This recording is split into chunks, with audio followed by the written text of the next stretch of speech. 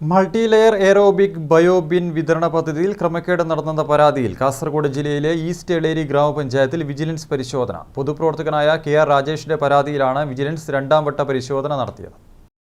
കാസർഗോഡ് ജില്ലയിലെ ഈസ്റ്റ് എളേരി ഗ്രാമപഞ്ചായത്തിൽ 2023-24 വർഷത്തെ വാർഷിക പദ്ധതിയിൽ ഉൾപ്പെടുത്തി മൾട്ടി ലെയർ എയറോബിക് ബയോബിൻ വിതരണ പദ്ധതി നടപ്പിലാക്കിയിരുന്നു.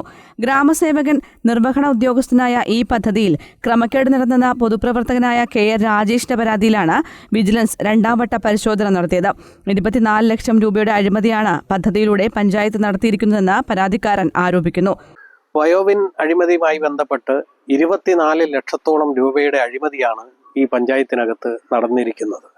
ഗ്രാമസഭ തെരഞ്ഞെടുത്ത ഗുണഭോക്താക്കളുടെ അടിസ്ഥാനത്തിൽ വിതരണം ചെയ്യുന്ന ഇതിന് എന്തിനാണ് ഇങ്ങനെ പരസ്യം കൊടുത്ത്? അപ്പോൾ തന്നെ അഴിമതിയുടെ നിഴല് അവിടെ വന്നു കഴിഞ്ഞു. അതിൻ്റെ അടിസ്ഥാനത്തിൽ കേവലം 2500ഓളം രൂപയെ ഇതിന് വിലയുള്ളൂ. 4400 രൂപയാണ് ഇതുവഴി പഞ്ചായത്ത് ഒന്നിന് ഈടാക്കിക്കൊണ്ടിരിക്കുന്നത്.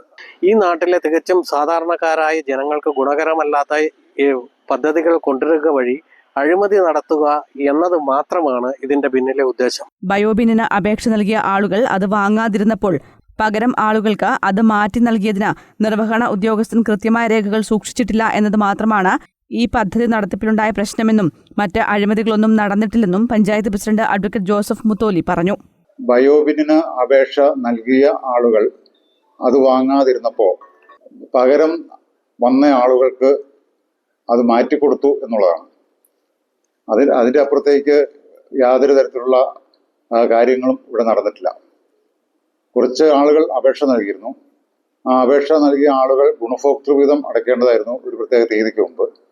ആ തീയതിക്ക് മുമ്പ് അവർ ഗുണഭോക്തൃ വിഹിതം അടയ്ക്കാതെ വരികയും പകരം ആളുകൾ ബയോബിനിന് ആവശ്യക്കാരായി വരികയും ചെയ്തപ്പോൾ ഈ ആദ്യ ഗുണഭോക്തൃവിഹിതം അടയ്ക്കാത്ത ആളുകൾക്ക് വേണ്ടി വരുത്തിയിരുന്ന ആ ബയോബിനുകൾ പുതിയ അപേക്ഷകർക്ക് നൽകി.